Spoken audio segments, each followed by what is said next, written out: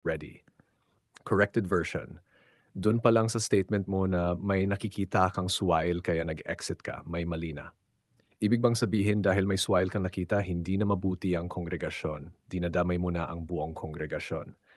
Sa unang iglesia pa lang, for your information, nung buhay pa si Pablo, maraming swile. Pero kung may nakapansin man ng swile, ibig bang sabihin mali na ang kongregasyon? Hindi ganon. Ang ibig lang sabihin nun, may nakita kang hindi tunay na kapatid sa loob. Pero nung napansin mo, ang dating ikaw na ang mabuti, kaya umalis ka. Maraming hindi tunay na kapatid.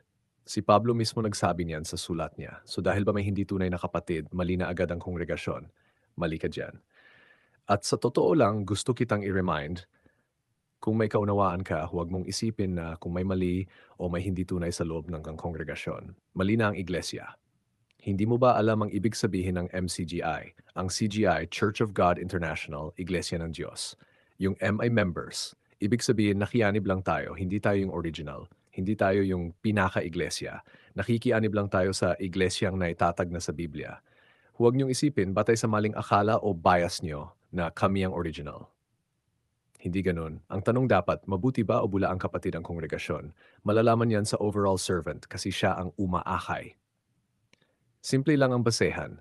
Kung ang pananampalataya ng overall servant ay nakikita sa mabuting gawa at hindi yung personal lang o para sa kaibigan o pamilya kundi gawang mabuti sa lipunan.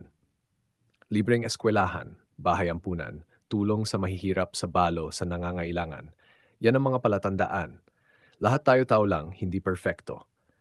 Kaya nga nakasulat, kahit may karunungan at may pananampalataya, useless kung walang gawa. Gawa! Gawang mabuti. Hindi gawang mabuti sa sarili o pamilya lang, kundi sa lipunan.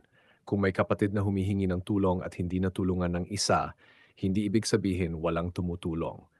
Maghanap ka ng kapatid na may kakayahan tumulong, hindi yung nilalahat mo na walang tutulong. Ito pa, point of view. Baka naman natisod ka sa abulyan o sa pagbibigay ng tulong. Reality check. Sa doktrina pa lang, bago ka mabautismuhan, may utos. Magbigay ayon sa kalooban. Magbigay ayon sa pananampalataya. Ibig sabihin, kung kaunti ang pananampalataya mo at kaunti ang unawa mo kaya hindi ka nagbibigay, huwag kang magbigay. Kung hindi ayon sa kalooban mo, malinaw na malinaw, huwag magbigay. So, granted for the sake of argument, kung hindi ayon sa kalooban nyo, hindi ayon sa pananampalataya nyo, utos mismo ang nagsabi, huwag magbigay. So kung hindi kayo nagbibigay, walang danger, walang guilt tripping, walang guilt dapat. Kasi sumusunod kayo sa utos. Huwag magbigay kung hindi ayon sa pananampalataya. At wala ring nakasulat sa doktrina na pag hindi ka nagbigay, may impyerno ka.